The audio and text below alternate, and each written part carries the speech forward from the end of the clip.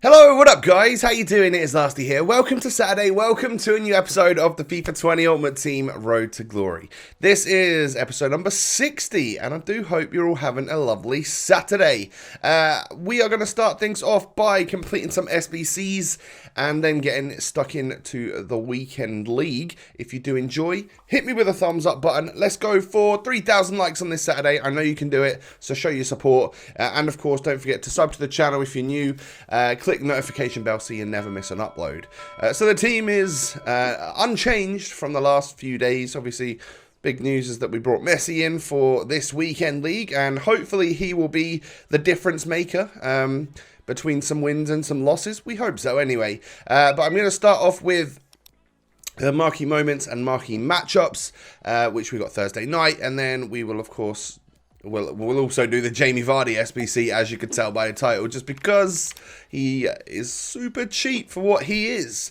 So, marquee moments complete. Obviously, that one's super cheap for a two-player pack, a two rare gold player pack. And then marquee matchups also seemed quite good this week, in my opinion. Like, there were a couple of alright packs. I like a rare Electrum. I like a premium gold players.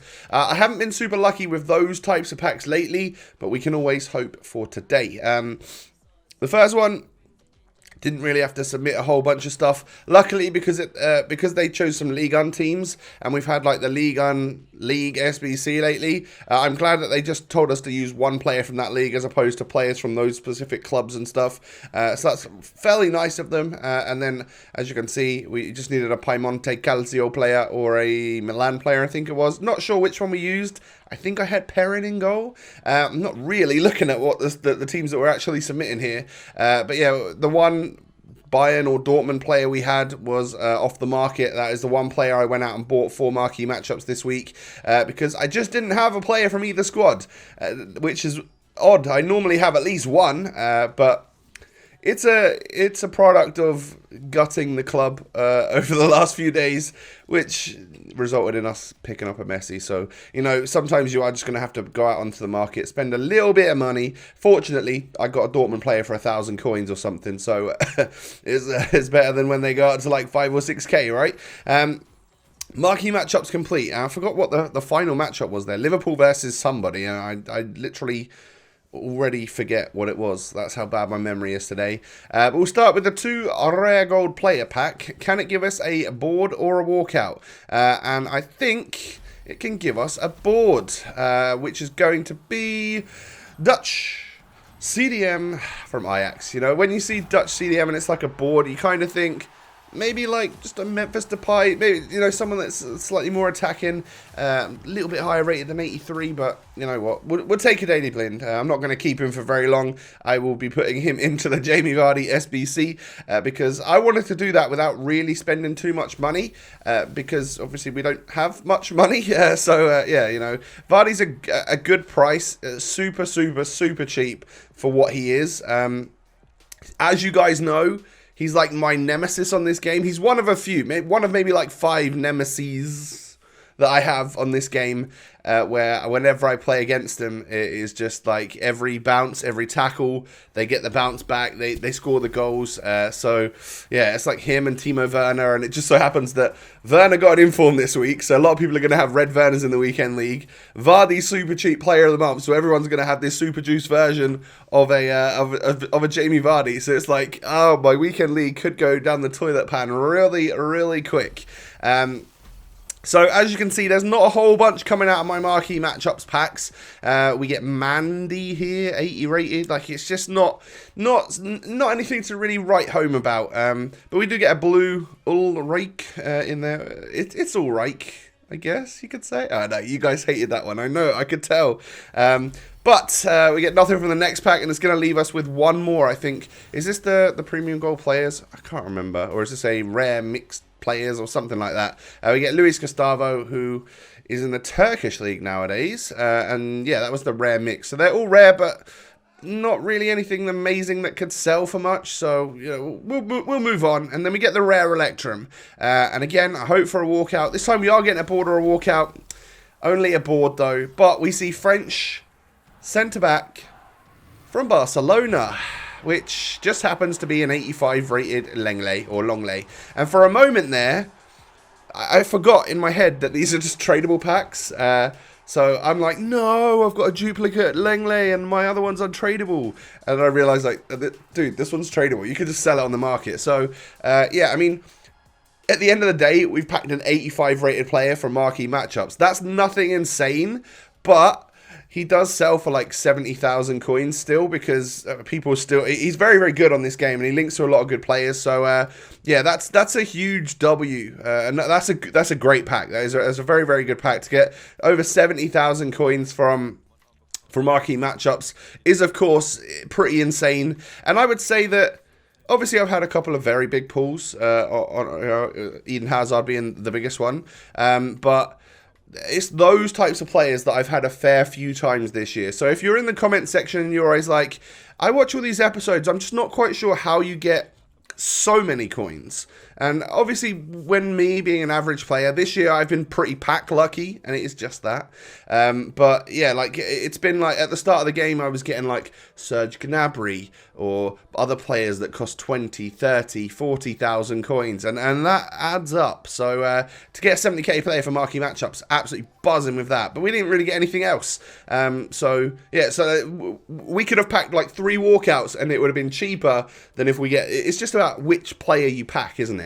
Anyway, when Jamie Vardy came out, I was exceptionally gutted that I actually wasted my 83 rated players to do one of those UCL upgrade SBCs the other day. I did it for the content for you guys, but it was so not worth it. I wish I'd have kept them, because I mean, we literally had to go out and buy 1 player for this Vardy SBC.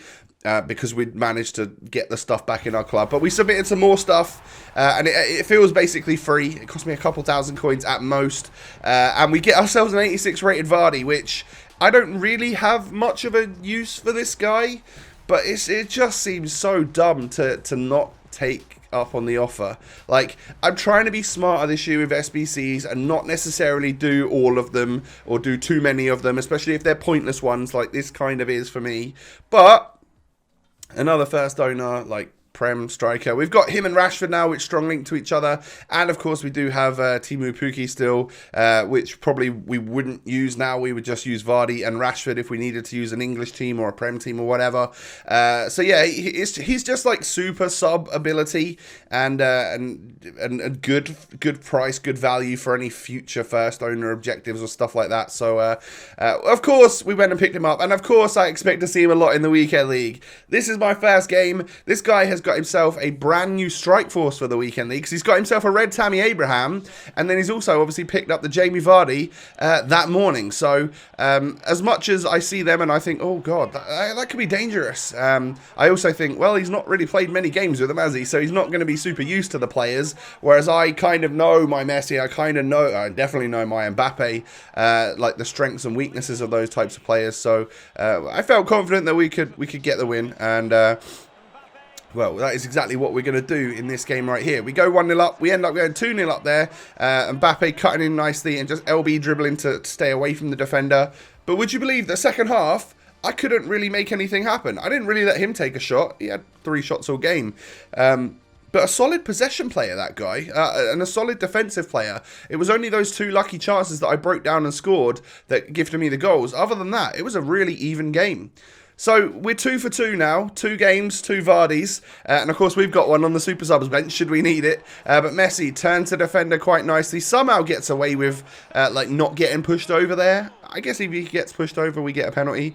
But the Berber's been worked, and we go 1-0 up from that. But it was straight down the other end for my opponent, kickoff style, and he gets a goal of his Player of the Month, Aubameyang. So I would say this guy's probably done all the Player of the Month so far. That was an expensive one to do, that Aubameyang. There's not many, you don't often see him, because that was a very expensive SBC. And, you know, so he's effectively got 2 strikers there, which have got 80 dribbling. Would you say dribbling's an important stat this year? Obviously, pace is kind of important, but I would say dribbling is very important. So, I mean, it annoyed me that I went 2-1 up and then he'd kick off me again. So I got 2 kickoff goals scored against me, and then what happens here? He ends up getting through and scoring with Aubameyang literally off of kickoff in the second half. So just watching that back, I've literally realised that I got 3 times kickoff. Now that is just unfortunate, isn't it? We take a shot with Pep Guardiola, and Varane actually wipes him out and gives us a penalty. This is actually my second penalty of this match. I got the first one saved. I nearly missed the second one. I decided to just stick with my guns and just, you know, like go with whatever direction I was looking at with Messi. And we end up scoring, and in off the post we go 3-3. And not long after, I might have even reverse kick-offed him. I got the ball back, went down the other end and scored again. So we turned this match around 4-3, and I get what I feel like was a deserved win. When you look at the stats there, it does look like the game should go to me, really, in my opinion. So we come away, and that is 2-0 in the weekend league. A better start than some weeks, you know. If we go to 0-1 last week, I think we did. Anyway, next match, we come up against Crespo, baby Crespo, so I guess he did him from icon swaps. Inform Alejandro Gomez, Insigne, Mertens. You know, they're very, very good players at what they are, like small, agile, very fast. It can be difficult to defend against these if someone knows how to dribble. It was Crespo that got my opponent underway and got him the 1-0 goal.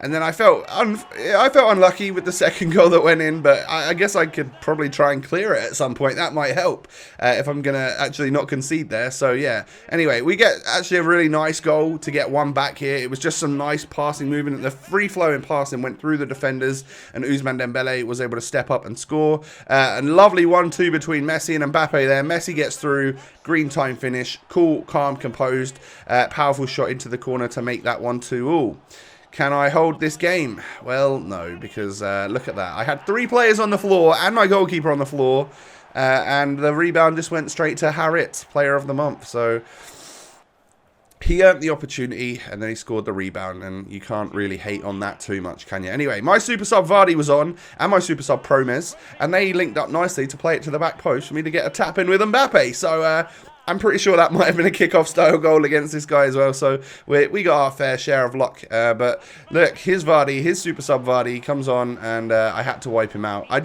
In the end, obviously he missed the shot. I didn't have to wipe him out, but I felt like the only thing to do to stop him from scoring in that moment was to take the red card.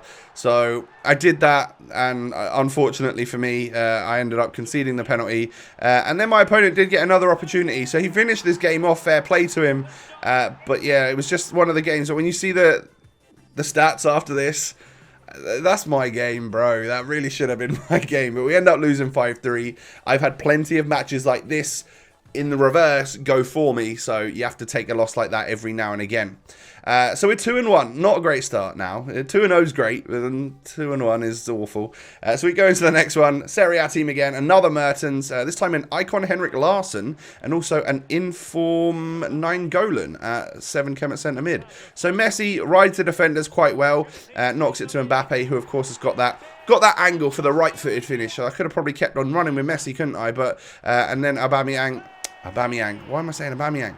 Mbappe ends up getting through again and absolutely rifling one home there. So we go 2-0 up, nice and easy. And in this game we push it forward. Griezmann is going to get us a 3rd goal just before half-time. Look at that for a strike. That is postage stamp placement with a nice open up of the body and then curl that ball round. Well done, Griezmann. I actually really like Griezmann now. He is he's really becoming a good part of the squad. Cut to next episode where Lasty's removed Griezmann. Yeah, I always do that, right? Anyway, we get a 4-0 goal, this time with Messi, a really nice little dink over the goalkeeper. And then look at Mbappe here. It just stops, green time finesse, and it leans over the goalkeeper. It's a good finish. 5-0 up against someone which, when he kicked off at the start of the game, I thought, oh God, he's got good dribbling. I'm going to struggle here. So couldn't be happier that this game just went, fortunately, my way. We had loads of opportunities, and we just took them. So Mbappe gets through again right here. There's just no defenders around. I'm just going to knock it back to Griezmann, and he's going to get himself another deserved goal. It was just easier to do that than try and chip it or try and score from there. So a 7-0 victory in the weekend league. I think my opponent got a sending off right at the end as well. So unfortunate for him. He's not had a good day so far. He's got a 7-0 drumming in champs. I would have quit long before that, I'm not going to lie. But we come up against this guy. Again, baby Crespo, who turning out to... I'm going to add him to the list of of my nemesis, because every time I play him, things just don't quite go to plan. It took 67 minutes for me to get the luckiest goal of my life. This was a tough game, I'm not going to lie. And what I realised after this game, and what is eventually my downfall here, Vardy in the 86th minute, going to send this one to extra time, brilliant. Yeah, like what was my downfall here is that from the start of this match, for some reason, I clicked on high press, or high pressure, whatever, and then my players in extra time were, even though I'd applied a fitness card at the start of this game, they were just beyond dead. And when you play high pressure, your players get out of position more, they tire themselves more, and that just literally, it led to this game going south real quick. I had nothing, I had no shape, I had no stamina, and this guy took advantage of it. And I don't know why I was high pressure all this game. It was a mistake that I shouldn't have done, and it led to me getting battered in a game that I was 1-0 up in the 86th minute. So yeah, that sucks. Anyway, we linked our Twitch account to the EA thing so that I could get the esports kits, because I wanted to get the FootWiz kit, and well, we ended up getting a rare gold pack. I guess they give out quite a lot of pack drops, don't they, every now and again, hoping to get something good from this one, but unfortunately it's just going to be a rare gold, so nothing crazy, an untradeable pack, and we get ourselves a Piz check. Who knows? It'll be useful at some point. I literally used him today already in the Vardy SBC, so we've just got another one to add to the club. Couple squad fitnesses, all looking good. Let me know in the comment section if you have linked all your Twitch accounts and stuff. Have you got anything better than the rare gold pack? So I think, what was that, a 25k pack? Let me know if you've got anything better. Did you get a 100k pack or an ultimate pack? Or do they do player drops? I can't really remember. But anyway, we are 3-2 in the weekend league, not the greatest of starts, and of course at the end of this episode we basically started to get towards 6 PM or 5 PM where season 2 dropped, and that will be more focused on in the next episode. So we have a whole new 30 levels of players and stuff to grind up towards again, and then obviously road to the final and all of that stuff will be more focused in from the next video onwards. But yeah, guys, that is going to be today's episode. Do me a massive favor, hit that thumbs up button. I'd really appreciate 3,000 likes on this episode. I know you can do it. Sub to the channel if you're new. Hey, come follow me on Twitter and Instagram. Why not, right? See what I'm up to on social media. And most importantly, I hope you out there all have a wonderful day. I'll catch you later with another episode. Peace.